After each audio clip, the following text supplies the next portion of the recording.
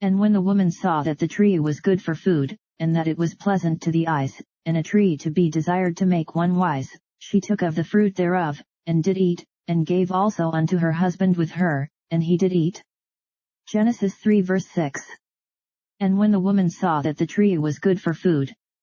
she being near the tree, and perhaps just at it when the serpent first attacked her, wherefore looking more wishfully at it, she could discern nothing in the fruit of the tree which showed it to be bad, and unfit to be eaten, or why it should be forbidden for food, but, on the contrary, had a most promising aspect to be very delicious, nourishing and salutary, as any other fruit in the garden. And that it was pleasant to the eyes, of a beautiful color, and very inviting to the taste. And a tree to be desired to make one wise. Which above all was the most engaging, and was the most prevailing motive to influence her to eat of it, an eager desire of more wisdom and knowledge, though there was nothing she could see in the tree, and the fruit of it, which promised this, only she perceived in her mind, by the discourse she had with the serpent, and by what he had told her, and she believed, that this would be the consequence of eating this fruit, which was very desirable, and she concluded within herself that so it would be. She took of the fruit thereof, and did eat. She took it off of the tree, and not only tasted of it, but ate of it, what quantity cannot be said, enough to break the divine law, and to incur the divine displeasure. So Sanconiatho says, that Ian, the same with Eve, found the way of taking food from trees.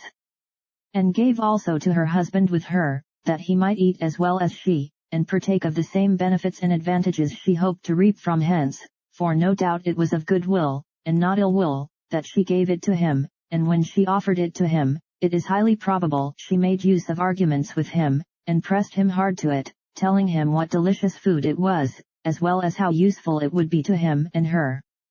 The Jews infer from hence, that Adam was with her all the while, and heard the discourse between the serpent and her, yet did not interpose nor dissuade his wife from eating the fruit, and being prevailed upon by the arguments used, or however through a strong affection for his wife, that she might not die alone, he did as she had done. And he did eat.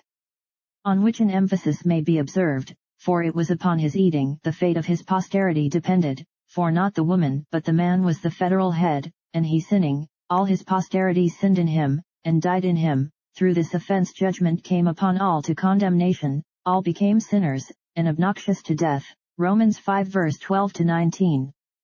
If Eve only had eaten of the forbidden fruit, it could only have personally affected herself, and she only would have died, and had this been the case, God would have formed another woman for Adam, for the propagation of mankind, had he stood, though since he fell as well as she, it is needless to inquire, and may seem too bold to say what otherwise would have been the case.